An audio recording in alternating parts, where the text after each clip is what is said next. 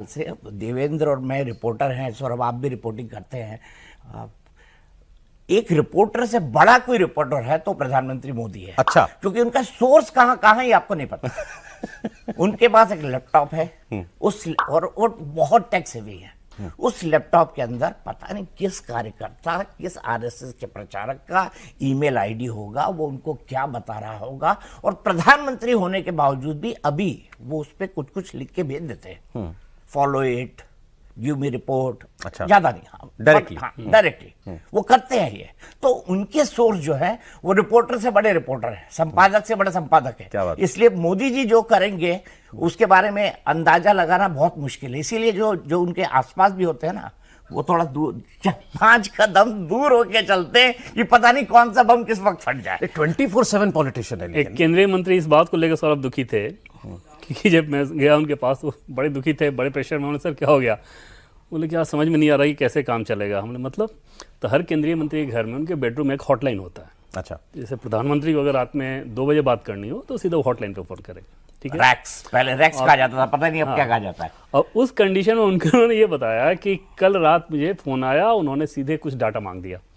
अब मंत्री लोग इतने काबिल तो होते नहीं कि सारा डाटा आपको याद हो, ऑफिसर्स की वो जिम्मेदारी रहती है, ऑफिसर भी फाइल में ही देखेंगे। पीएम साहब ने उनसे मांगा। मैंने कहा सर ये तो नॉर्मल चीज़ें होता है, पीएम साहब को जरूरत पड़ी होगी, मांग लिए होंगे। बोला यार मसला ये है कि रात में 1-1:30 बजे अगर वो फ़ोन कर रहे हैं तो ये समझ के फ़ोन कर रहे हैं ना कि मैं उठा हुआ हूँ, मुझे डाटा पता है। बोले हाँ तो इसमें क्या है? बोला इसमें समस्या ये है कि फिर उसी दिन सुबह 5 बजे भी फ़ोन आता है कि जरा ये बता दो। तो अगर आप 1 बजे मान के चल रहे हैं कि मैं जगह हूँ तो 5 बजे तो सो रहा हूँगा। तो वो स्पेस भी हमें नहीं मिलता। 1 बजे भी पीएम का फोन है, 5 बजे भी 5 बजे भी पीएम। बोले कि ये कैसे संभव है यार? अगर 5 बजे आप कर रहे हो तो फिर 1 बजे सोते नहीं क्या?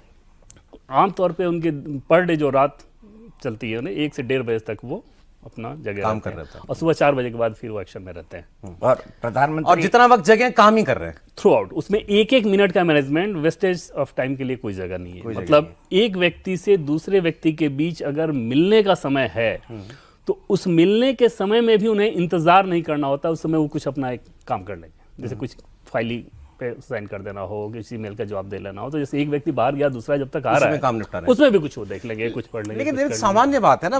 कभी आपने किसी भी पब्लिक फोरम पर प्रधानमंत्री को जमाई लेते हुए, उबासी लेते हुए देखा है? इतने इतने घंटों बैठे रहते हैं। मैं सारे ऑफिसर्स जो उनके साथ मीटिंग में होते हैं ना, मैं उनसे भी पूछता हूँ, पार्टी के नेताओं से पूछता हूँ कि दिन भर अगर वो बैठे रहे, क्या कभी ऐसा हुआ कि उन्होंने जमाई ली जैसा कि आम आदमी रहता है? दूसरी चीज़ कि जब ट्रैवल करके हम लोग जाते हैं उनके साथ कवरेज के लिए, तो यूएस हम लोग पहुंचते हैं। यहाँ पहुंचने के बाद जो अपनी हालत हो रही होती है हमें पता होता है, और हम लोगों के पास काफ़ी कंफर्ट लेवल रहता है। वहाँ तो उनकी बैक टू बैक वैसे ही मीटिंग शुरू हो जाती है। कई सारी मीटिंग ऐसी है जिससे हमें रिपोर्ट नहीं करना होता। जैसे हमारी बिजनेस मीटिंग हो रही है तो बिजनेस मीटिंग में उनका इन्वॉल्वमेंट तो बहुत ज़्यादा है, हम लोग अपना आराम से बैठे हुए हैं, और उस मीटिंग को भी उसी शिद्दत के साथ करना। तो वो ये समझ में आता है कि सामान्य ह्यूमन बीइंग के वश का तो ये हो ही नहीं सकता। और वहाँ मुझे लगता है कि एक तो उनका योग करने का शुरू से जो योगाचार्य की तरह उन्होंने अपने आप को ढाला है, दूसरा उनकी जो मानसिक मजबूती है ना, वो इस गर्मी में इस तरह के कैंपेन को करना, बीच में मेंटल ट्रेनिंग बहुत ज़्यादा स्ट्रॉन्ग है।